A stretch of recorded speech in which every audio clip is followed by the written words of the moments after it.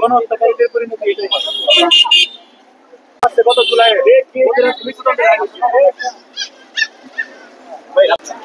ও দাদা আমরা তিনজন অসুবিধা নাই।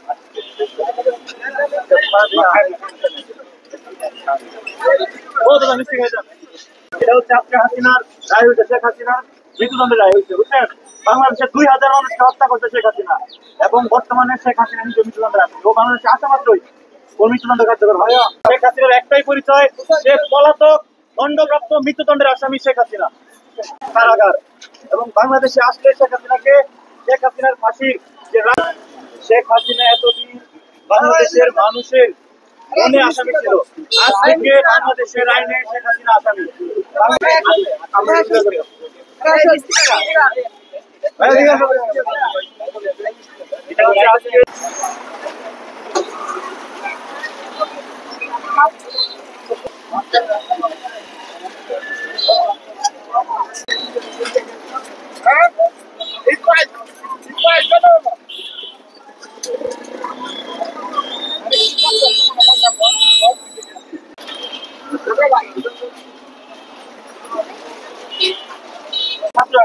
সব এর সাথে রায় হয়েছে, বুঝলেন?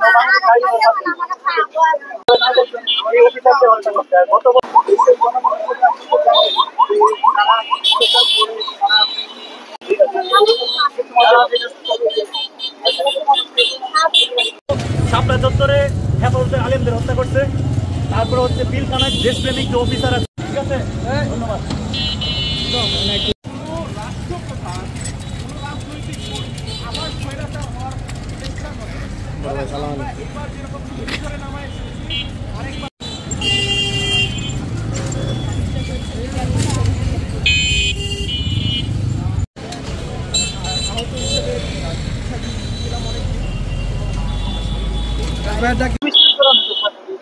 আপনারা জানেন আজকে সারা দিন সারা বাংলাদেশের মানুষ চেয়েছিল টেলিভিশনের পর্দায়, কারণ আজকে লাইভ টেলিকাস্ট হয়েছে যে আজকে আন্তর্জাতিক অপরাধ ট্রাইব্যুনাল আছে, সেইখানে গণহত্যাকারী শেখ হাসিনা স্বৈরাচার পলাতক আসামি হাসিনার মৃত্যুদণ্ডের রায় হয়েছে। আপনারা জানেন যে শাপলা চত্বর হত্যাকাণ্ড, পিলখানার যে সামরিক অফিসাররা যারা আছে সেই হত্যাকাণ্ড, এবং সর্বশেষ 2024 সালের যে জুলাই আগস্টে যে সারা বাংলাদেশে 1400 থেকে 2000 মানুষকে হত্যা করেছে এই খুনি হাসিনা।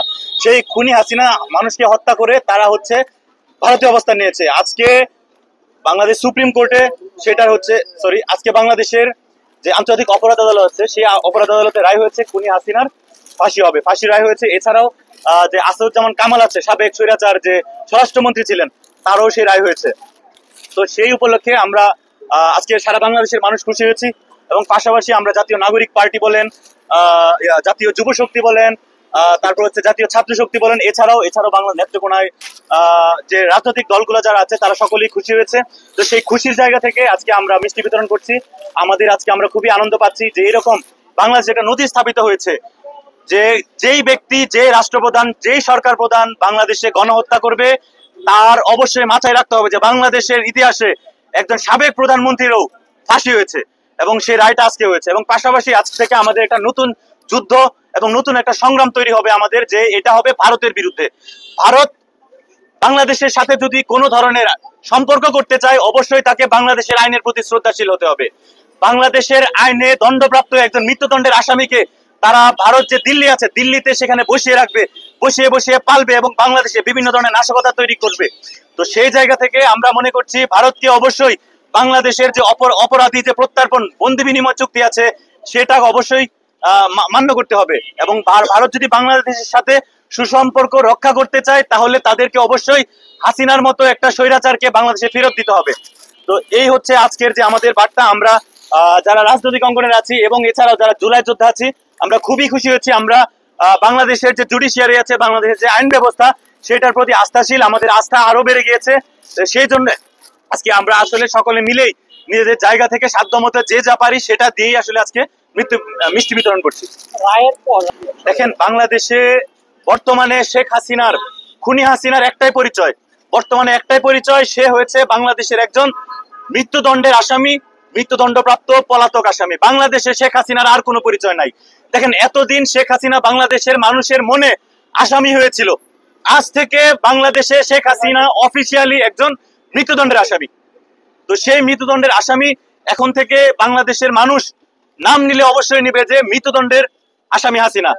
বাংলাদেশের যে আলেম ওলামাদের হত্যা করেছে, এছাড়াও বাংলাদেশের দেশপ্রেমিক অফিসার থেকে শুরু করে, গণমাধ্যম ব্যক্তিত্ব থেকে শুরু করে, পুলিশের ব্যক্তিত্ব থেকে শুরু করে, যাদেরকে নিয়ে তারা গুম করেছিল, খুন করেছিল, সেই পরিবারগুলোর আজকে খুশির দিন। সেই পরিবারগুলোর পক্ষে আমরা আজকে মিষ্টি বিতরণ করছি। সরকার যেদিন থেকে প্রতিষ্ঠিত সেদিন থেকে বলে আসছি, অন্তর্বর্তীকালীন সরকারের প্রথম এবং সর্বপ্রধান কাজই হচ্ছে এই হাসিনার সহ ফ্যাসিস্ট স্বৈরাচারদের বিচার নিশ্চিত করা। তো আমাদের দাবি ছিল প্রথমেই হচ্ছে বিচার নিশ্চিত করা, তারপর সংস্কার, তারপর অন্য কিছু যেগুলো ছিল। তো আজকে হচ্ছে সেই বিচারের যে দৃষ্টান্ত আমরা বলে আসছিলাম যে আমরা এখনো কারো বিচার করতে পারি নাই, আজকে সে নথির স্থাপিত হয়েছে। এবং অন্তর্বর্তীকালীন সরকারকেও ধন্যবাদ জানাচ্ছি, তারা বাংলাদেশের যে বিচার ব্যবস্থা আছে তাদের প্রতি আস্থা রেখে তাদেরকে সহায়তা করেছে। আর আমরা হচ্ছে যখন বৈষম্য বিরোধী ছাত্র আন্দোলনে যুক্ত ছিলাম, তখন থেকেও সেই স্বৈরাচারের এই গণহত্যার বিচার চেয়েছি। শুধু এই 24-এর গণহত্যা না, আমরা শাপলা চত্বর, পিলখানা হত্যাকাণ্ড, সারা বাংলাদেশে 17 বছরের যে সংগঠিত গুম, খুন, নির্যাতন, প্রত্যেকটার বিচার চেয়েছি। আমরা চেয়েছি হেফাজতের নেতাদের যে হত্যা করেছে সেই বিচার, আমরা চেয়েছি সারা বাংলাদেশে যে আলেম ওলামাদের হত্যা করা হয়েছে সেই বিচার, আমরা চেয়েছি যে বিএনপির নেতাকর্মীরা যারা বাড়িতে থাকতে পারতো না, তাদের উপর যেরকম গুম, খুন, নির্যাতন করা হয়েছে সেটারও বিচার চেয়েছি। আমরা চেয়েছি এই বাংলাদেশের প্রত্যেকটা বিচার, মানে প্রত্যেকটা গুম, খুন, নির্যাতনের জন্য বিচার হয় এবং এই ফ্যাসিবাদী ব্যবস্থার যেন বিলুপ হয়, সেই জন্যই আমাদের যে সংগ্রামটা ছিল। এখন যদি মনে করেন আপনার সামনে ইলেকশন, এখন আপনার আওয়ামী লীগ বর্তমানে একটি নিষিদ্ধ ঘোষিত সংগঠন। আওয়ামী লীগ, ছাত্রলীগ আর সবাই নিষিদ্ধ সংগঠন।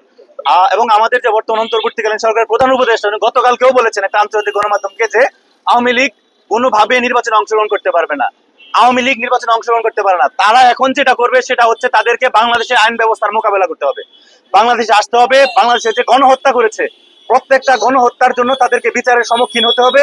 বিচারের সম্মুখীন হওয়ার পরবর্তীতে অন্য কিছু, আগে তাদের বিচার হবে। আর তাদের নিষিদ্ধ সংগঠন হিসেবে তাদেরকে বাংলাদেশের যে আইন আছে সেই আইন অনুযায়ী তো নির্বাচন হবে। সুতরাং এই আইন অনুযায়ী আওয়ামী লীগের নির্বাচনে অংশগ্রহণ করার কোনো প্রশ্নই উঠে না এবং বাংলাদেশের মানুষও তাদেরকে সেই স্পেস দিবে না এবং পাশাপাশি বাংলাদেশের কোনো রাজনৈতিক দলই তাদেরকে সেই স্পেস দিবে না। ভাই আমি একটু বলে ফেলি, আপনি লাইভে আপনি কি লাইভে থাকেন নাকি? কিছুটা না করব